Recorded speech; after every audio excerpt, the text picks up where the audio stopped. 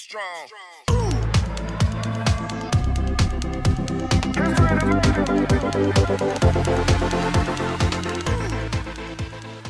Never know how we're going to start. Yeah, you never know how we're going to start, but you just push the button, so I guess we're starting. Hey! Hi. Welcome back to another episode. We're doing this show one more time. There we go again already. I can't get through the introduction without swearing. So I'll do the introduction. This is the Q&A, and we've probably got at least a couple episodes worth, so we're going to start with these. Well, wait a minute. I need to know what you've been up to, man. That's what we do when we start here. I haven't seen you in a week. The hell's going on? A very hard nursing test, and I'm still in the program, so that's always good news. There you go. But I think you actually have more going on than I do. I do? So, wow, yeah. That's a change. Oh, that's right. I have something important to say. That's right. Thank you so much for the prayers and the blessings and for strengthening my faith, actually. I mean, you all straightened me around. I just said you all. I've been in the Midwest way too long. All of you. He means y'all. That's it. No, all of you have done a great job. My young lady is doing fine. She's not able to breathe on her own yet, but that's going to come. That's to be expected.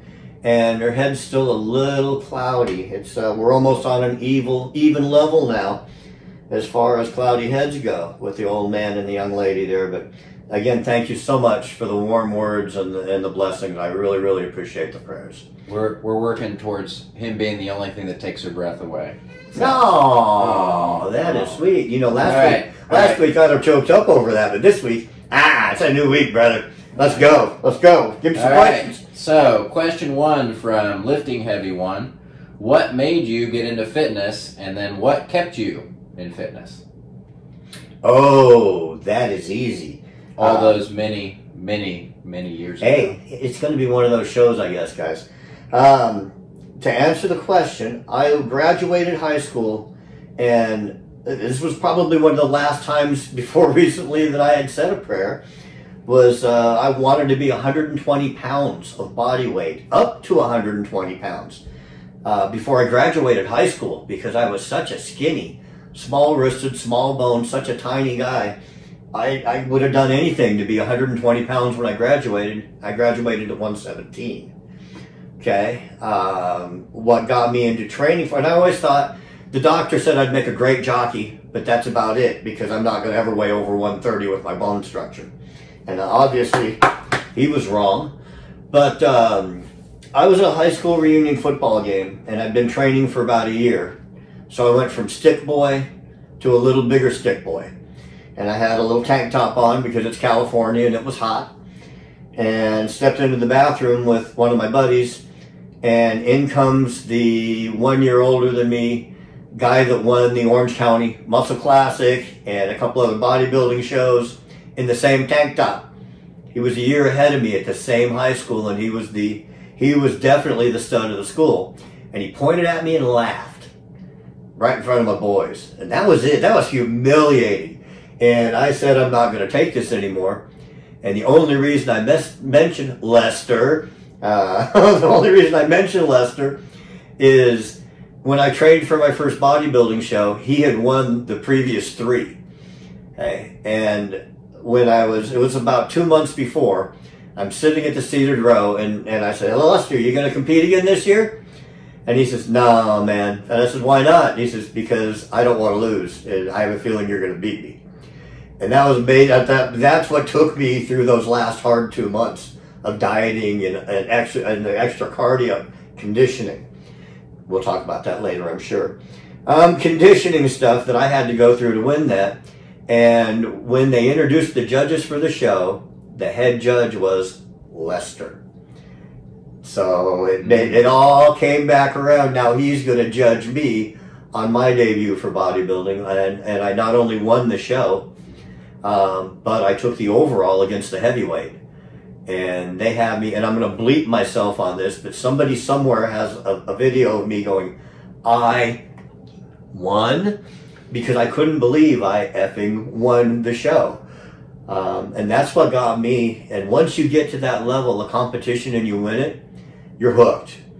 You're hooked. I'll be 60 years old in 4 months, and I couldn't imagine life without fitness and working out.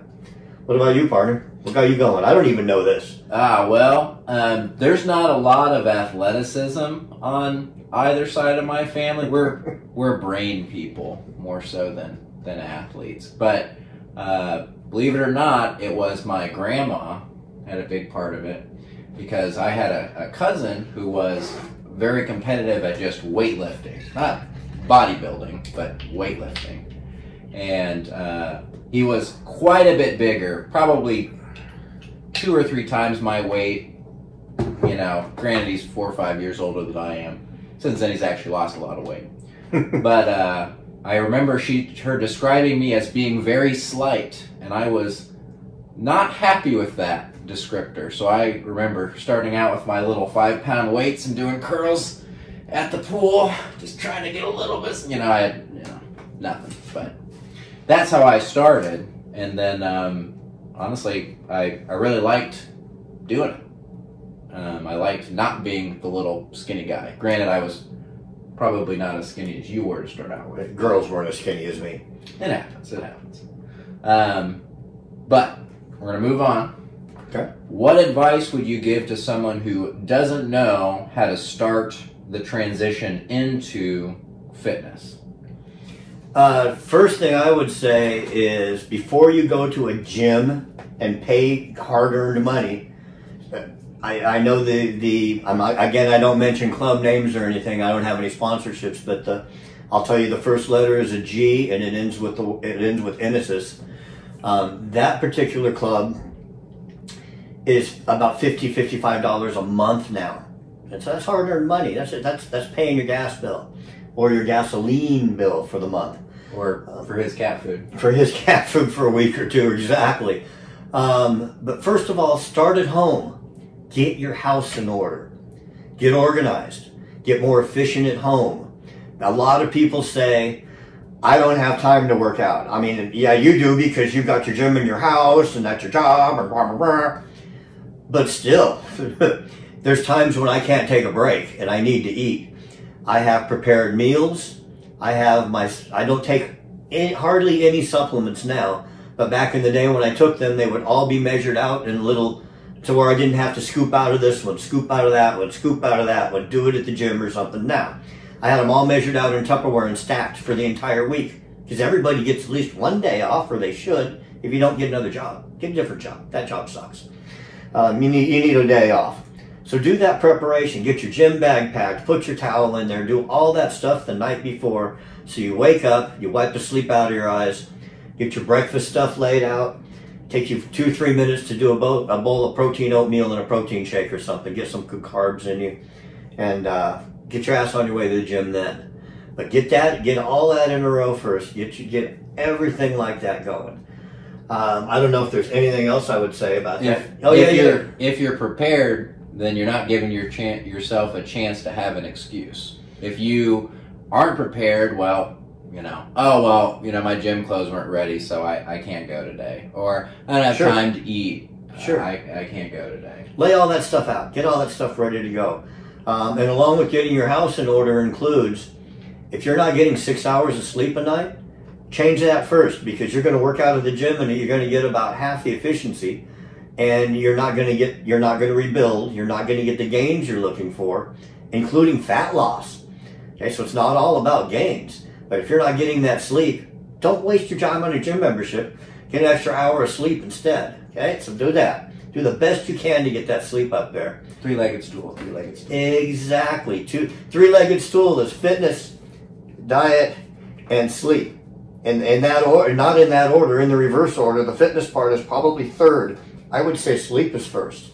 Nutrition second. Without sleep, none of it works. I forgot to mention that was from John. That was from John. And when you do join a gym, if you're a rookie and you're just beginning, and that's who wrote this question, was a rookie. It's a beginner.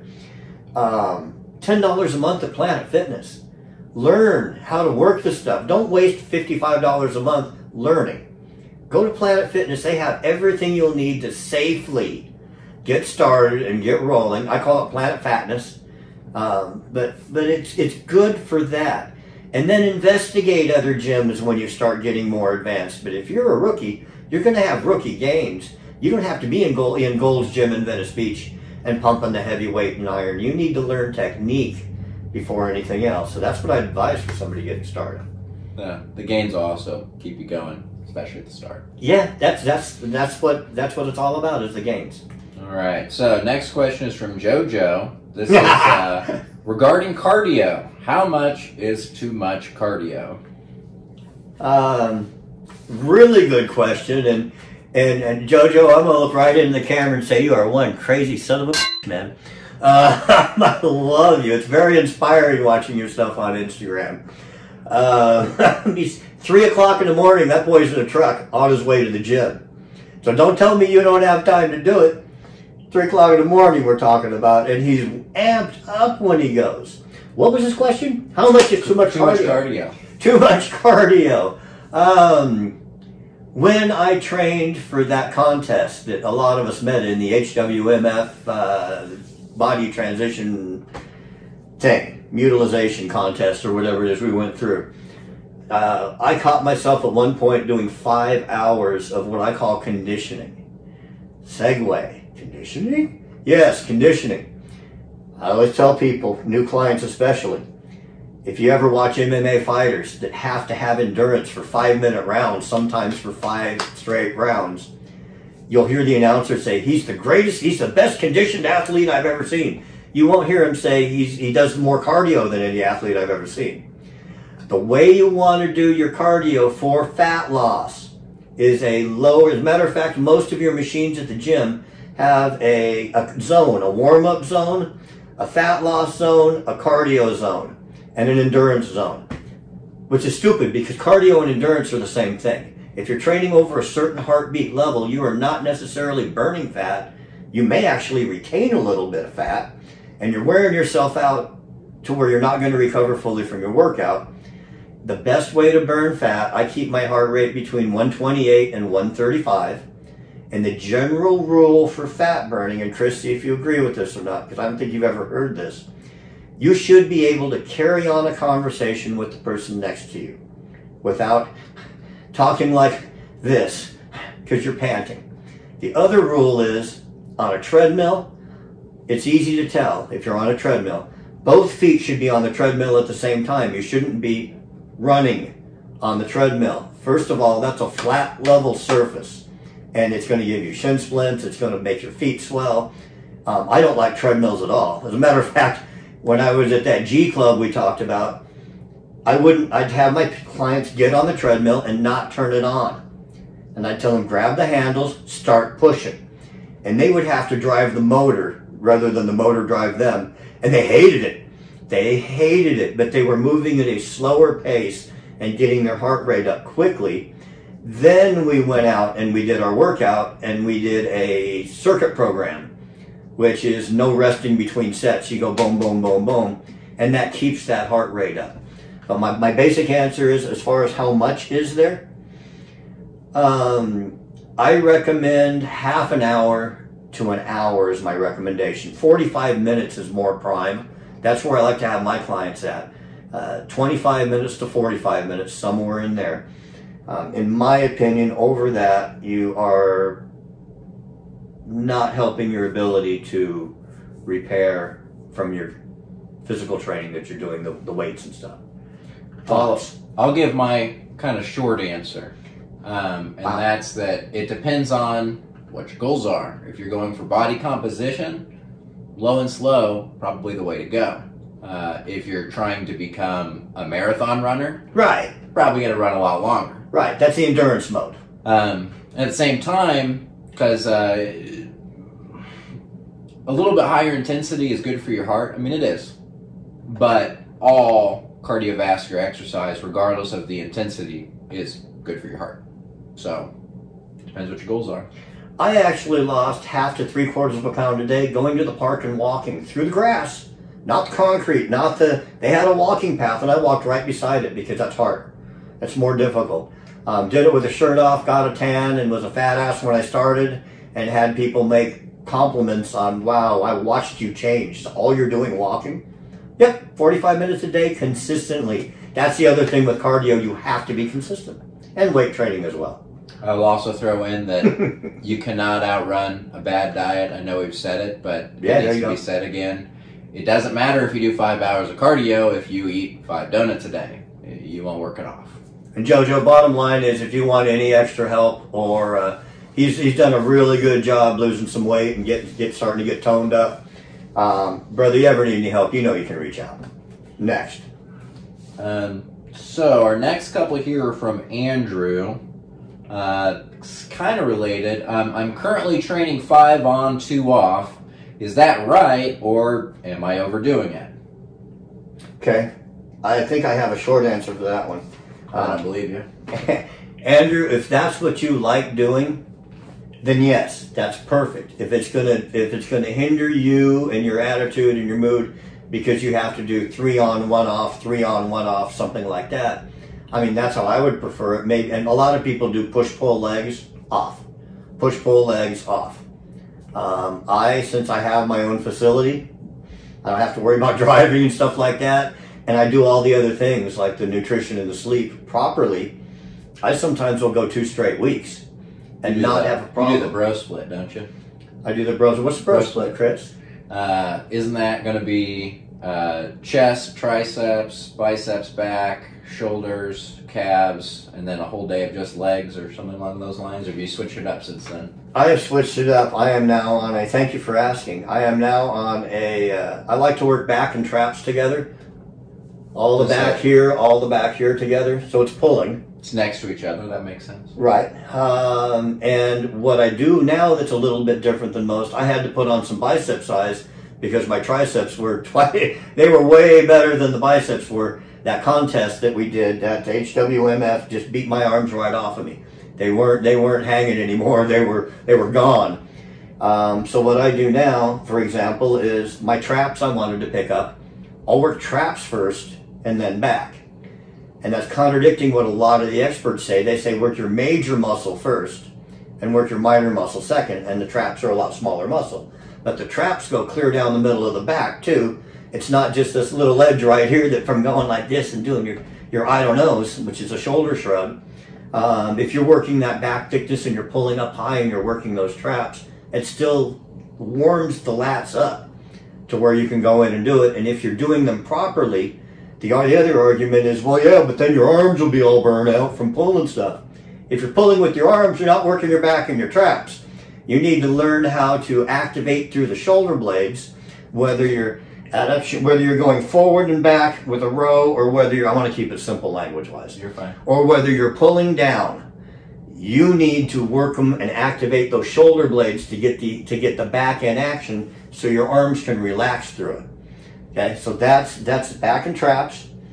Same thing, chest and shoulders. We're pushing here. Let's push here. Just a different angle. You're upright instead of laying down. Leg day. Love leg day. And I needed the extra arm work, so I added an arm day.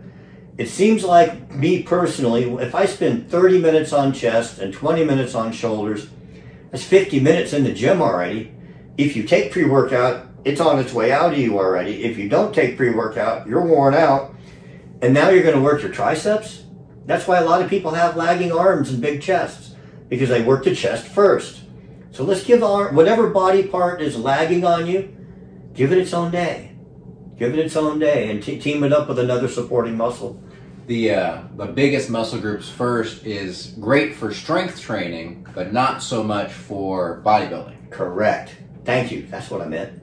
What else you got for me? To figure it out. This is Andrew's second one. What? You are always training through injuries. I am injured. It says elbow pain. What would you recommend to train while injured? I'll just say not the injured part, but that's me, because he's more stubborn than I am. Yes, sir. Andrew, at one point in this year, I had a broken rib, an elbow brace, because I've got a chronic bad elbow over here that I damaged very badly about 4 years ago. I'm still paying the price for it. What else did I have, Chris? Oh, I pulled a tie-in between the shoulder and the lat muscle on this arm. And I think he did audition for the Bionic Man, or what is that? $6 million Man. $6 million Man, yeah. Before my time, I'm trying. Hey, and I knew it. That's sad. Did I have anything else, or was it just those 3?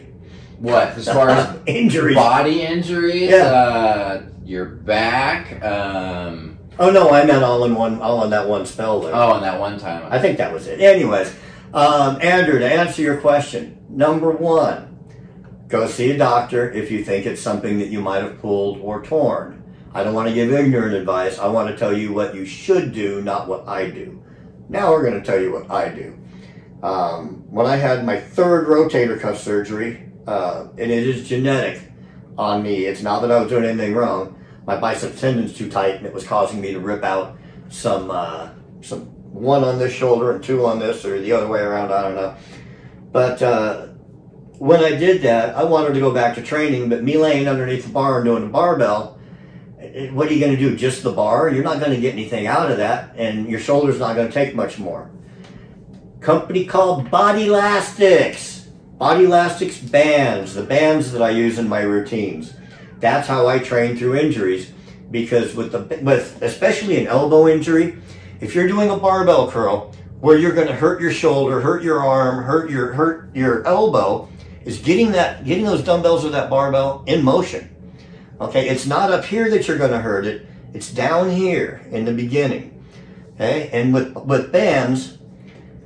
And the reason that I got introduced to these is muscle hypertrophy, or hypertrophy, depending on what part of the world you come from. You're right the first time. I know. That's why I said it first. That is, by my definition, and most people's definition, contracting a muscle against greater and greater resistance. It has nothing to do with lifting a weight. It's contracting the muscle against greater resistance. When you're doing a curl with a band down here, there's no resistance to bother your elbow. When you get it to right about here, that band action starts to kick in and try to pull that thing back out of your hand, and you're contracting your muscle against what, Chris? Resistance. Greater and greater resistance. Every millimeter you move that band up, it gets more difficult. And there have been times when I've gone, oh, this band's too light, I should have picked a heavier. What the heck is going on? Caught myself that time. He usually laughs. It's pretty funny. Those bands will tell you when you're done. You're not with weights. You can suck up some energy and throw one more up there and cheat a little bit. You can't do that with those bands. That is the first thing. That's how I train through injuries. When I start to feel good through that, then I'll start adding some weights in. The other thing, anybody, in my opinion, that is either lifting heavy now or is over the age of 30 and is lifting should always wear knee braces or knee wraps when they do squats, and elbow braces on their arms to protect, especially if you've ever had an injury. Those really tight bands, the ones that I wear and pull up in my videos and stuff, that's what's allowed me to train through that injury, is that. And the technique I used was mostly bands until I got to where I could handle weights again. I'm going to pretty much agree with Jim on all the points. My point is, if it's a muscle injury, more blood to the muscle generally will help it recover better. That doesn't mean go kill yourself. If it's a joint, it can kind of vary, and that's right. where the extra support on those joints can really help out. Also, make sure your hydration levels are up there. Get a lot of water in you before you. First thing I do when I wake up in the morning, before I eat and put food in me, is I chug 16 to 32 ounces of water. Get it in there. And don't get your mind out of the gutter when I say this, but I consider it lube. Lube for the joints. I don't know whether it is or not, but I know that if I go in there dry and haven't had any water, that my joints hurt. And I know that if I'm fully flooded, the majority of them feel better. Okay. Thank you, Andrew. Appreciate it. All right. We've got one from Michael here. It says, this ought to be good. What does it take to change the mindset to believe in yourself? What does it take to change the mindset? I'm going to change the phrasing a little bit, so that you can believe in yourself. Does that make sense? Yeah, and that, again, depending on your psyche, is going to vary with everybody. What it was for me was winning that show. Okay, and I highly recommend that. I mean, it's a great experience, even if you don't think you look good in the end. Find a coach. Look, I do it a lot for a lot of you guys for free, even online. I probably going to get kicked for saying that, but by Chris here. But a show is a phenomenal thing to do. You get around good people. You learn the best habits while you're training for it. You learn a lot about yourself too, because those last 2-3 weeks are rough. And thank goodness we do it now to where it's 2 or 3 weeks. In my day, it was 2 months that were rough, but we weren't doing it right. And now we know. Now a lot of us know how to do it right, and we've learned a lot. The industry's grown. So I would say that Instagram. I'm going to say this because there's a couple people I know that are going to be watching this video for the first time they've watched me. The hashtag HWMF, hardworking mofos, etc., etc. Mofos, we'll call it. But yeah, the real words that go in there that I'm going to try not to say anymore. That is one of the most, I mean, you go to Facebook and you get people's opinions. You get people reposting other people's opinions. You get memes. You go onto that group at Instagram and you get people like JoJo that are there to get you fired up and get you working out, keep you motivated. Their success stories are there. And there is nothing better than posting a picture on and it's a good group of good people. But there's no better feeling than making posts that you're proud of. In a photo that you put on Instagram, say something underneath it, and having people like and make comments for you. That will change your mindset. So Michael, if that's what you're doing now, keep doing that. And not only that, along the way you inspire people with your journey and your gains. Another thing I would do, everybody right now, no, when the video's over, because you're all watching this on your dang phones, getting better. Download an app called Fit Journey, I believe it's called. It's on iPhone only, unfortunately, but that's what I use to track my gains. You can load favorite photos into it for side-by-side comparisons. I have all my clients do it, and we take their picture day one, and then they're supposed to take them in the same mirror every single day, same poses, a front pose and a side pose. Get all those pictures listed. You can list your weights. You can write in your workout program for the day, whatever you want to do, because there's notes in there. But what's nice is when they start to get down and they go, Jim, I gained 2 pounds this week. I just don't feel like I look right. I have them go back to the beginning and scroll page by page and look at their photos.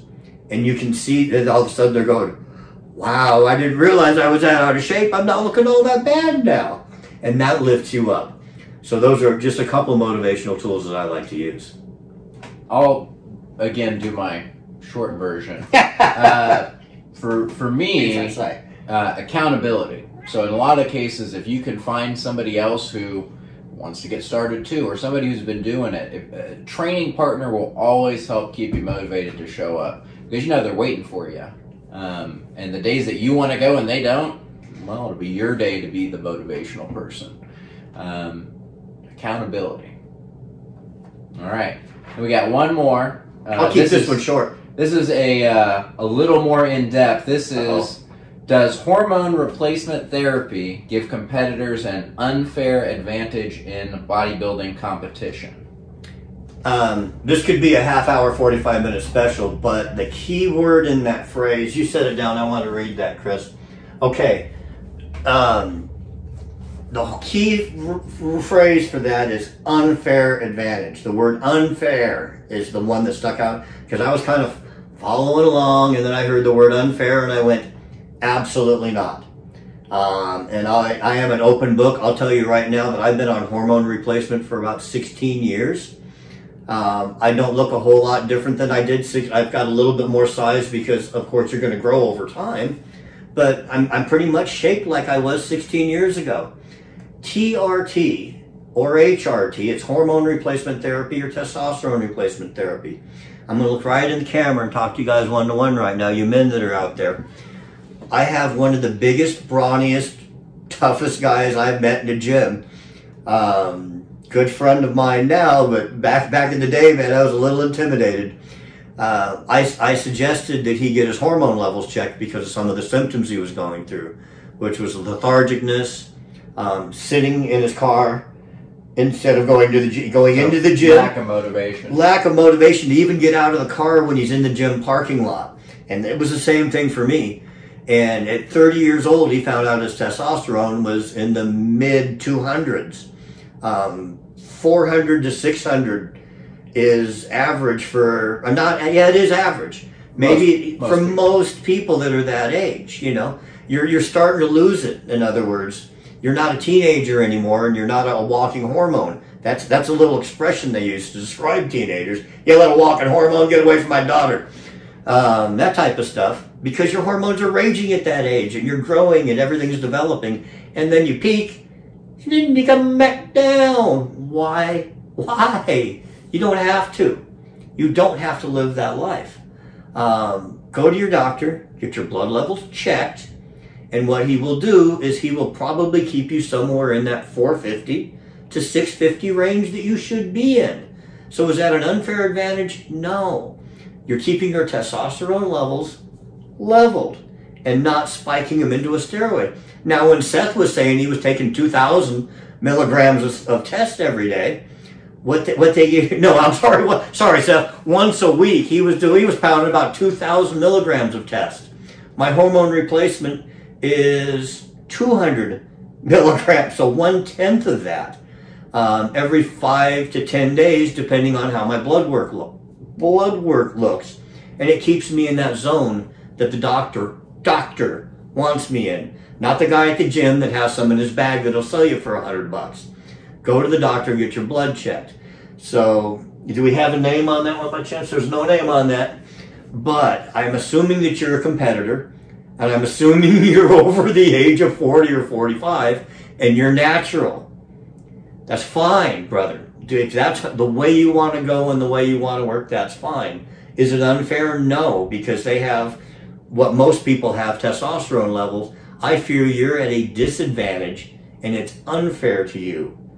Not them being unfair, but you're being unfair to yourself if you're competing at a lower level. Women have been doing this for years. What happens? They go into the menopause. Boy, you'll know more about this than me. I should let you take this. I know way too much now. Yeah, maybe I shouldn't have you take this. Estrogen replacement for women has been going on for a lot of years, and nobody says a word. And men want to get their testosterone levels right, and everybody accuses them of being on steroids. So do I consider it cheating? No, you're cheating yourself if you haven't been to your doctor and had your levels checked. Chris? I agree. There you go. That's it. And do you mind? You don't have to, but how old are you, Chris? I'm 32. Okay. And I went to the doctor and I was okay, so I'm good for now. There you go. But in 10, 15 years, that could change. Now, to the person that asked that question, it is unfair if they're not on hormone replacement, but they're jacked up on steroids, which is it's just other types of testosterone bonding with the testosterone that maybe their doctor is prescribing, and they're cheating. Yes, that is cheating. But if they are on what you said, hormone replacement, absolutely not.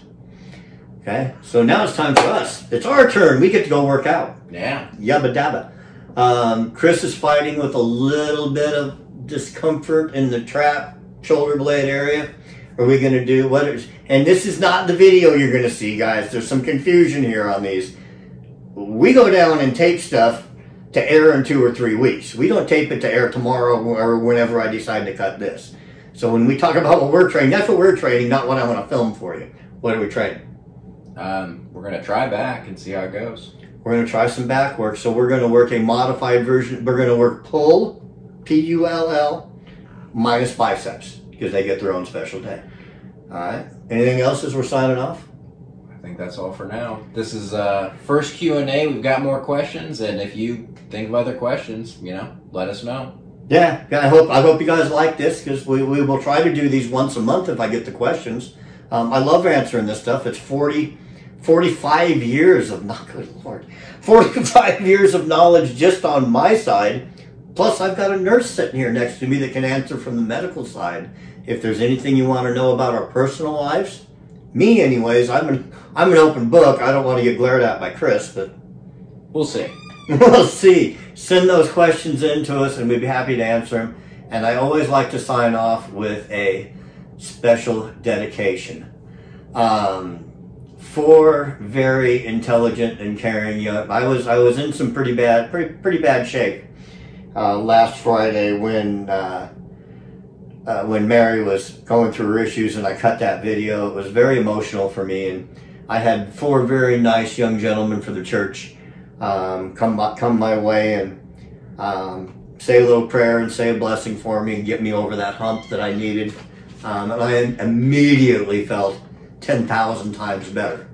And funny enough, well, what's that? I would say, yeah, and then you repaid them by working them out, right? Yeah. And then, now I'd been away from the church for a long time before this. But they got sent to my house by my cousin, and I love her too. So she'll be watching this. But the bottom line on the dedication is this. Those 4 young men were down in my gym Monday morning, and I got to tear into them pretty good, and I led the prayer down there for them because they needed some help from the man above. So I don't want to turn this into a religious deal. It is a workout program, so that's what we're going to go do. Remember, guys, all these questions, I could have put this after each and every one of them. There is no such thing as staying the same. You're either striving to make yourself better, or you are allowing yourself to get worse. I welcome your comments. I welcome your questions. If you play around on your phone hard enough and take it off the full screen mode, you'll find where you can put comments in. You can like the video, which I would appreciate. Subscribe, and I'll also have either somewhere up there or somewhere down below here the Instagram that I want you guys to go to. And through the people that I follow, that's a lot of those people that are going to give you that support and answer questions like I did, all right? So take care and have a good workout. Be strong.